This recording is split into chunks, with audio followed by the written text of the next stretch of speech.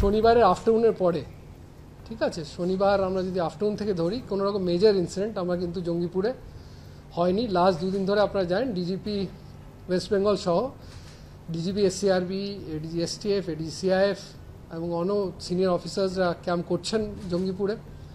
এবং শনিবার যেটা বললাম, আফটারনুনের পর থেকে কোনো রকম অপ্রীতিকর ঘটনা কিন্তু রিপোর্টেড অ্যাজ সাচ হয়নি। এবং লাস্ট 24 আওয়ার্স যদি আপনারা দেখেন, কোনো রকম কিন্তু আমরা পুরো শান্তি এই মুহূর্তে কিন্তু জঙ্গিপুরে বহাল আছে। আমাদের যা যা পুলিশিংয়ের আছে, পেট্রোলিং, পিকেটিং, এগুলো পুরো দস্তুর চলছে এবং যাতে মানুষের কনফিডেন্স ফিরে আসতে পারে তার পুরো ব্যবস্থা করা হচ্ছে।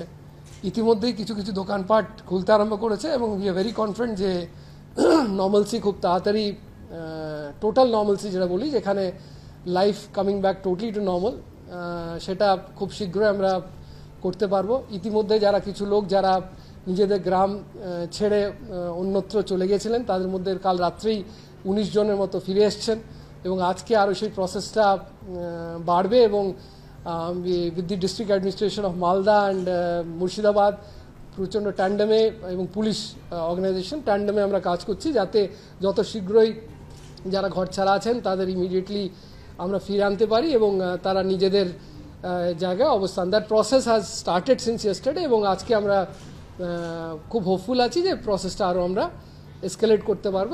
এত বেশি রিউমার্স এখনও ঘুরছে এবং যতক্ষণ রিউমার্স থাকবে তত কিন্তু মেন্টালি মানুষে যতক্ষণ পিসফুল হতে পারবেন না, মেন্টালি যতক্ষণ একটা স্পেসে আসতে পারবেন না, ততক্ষণ কিন্তু নর্মালসি অ্যাচিভ করা খুব মুশকিল। এখানেই যেটা বলছিলাম যে সোশ্যাল মিডিয়া হোক, নর্মাল মিডিয়া হোক, এই রিউমার মঙ্গারিংটা কিন্তু আমাদের এটা কোনো মতে বন্ধ করতে হবে, কারণ রিউমার মঙ্গারিং থেকে সব রকম প্রবলেম অ্যারাইজ করে। এখন অবধি যে অ্যারেস্ট ফিগার আছে সেটা 200 ক্রস করে গেছে এবং এফআইআর যেটা আছে, যেটা আগেও বলেছি যে সুমোটো এফআইআর আমরা যত পেরেছি রেজিস্টার করা হয়েছে এবং যারা ইন্ডিভিজুয়াল বেসিসে এফেক্টেড হয়েছেন তারা ধীরে ধীরে, যেই বললাম যে লোকরা আমাদের কাছে যেভাবে আসবেন, সেই এফআইআরের সংখ্যাটা অবভিয়াসলি অনেক সংখ্যায় বাড়বে। এবং আমরা যেটা প্রথম দিন থেকে বলে আসছি এবং আজকেও রিট্রিট করছি, যারা দোষী, যারা দোষ করেছে, not a single person will be spared.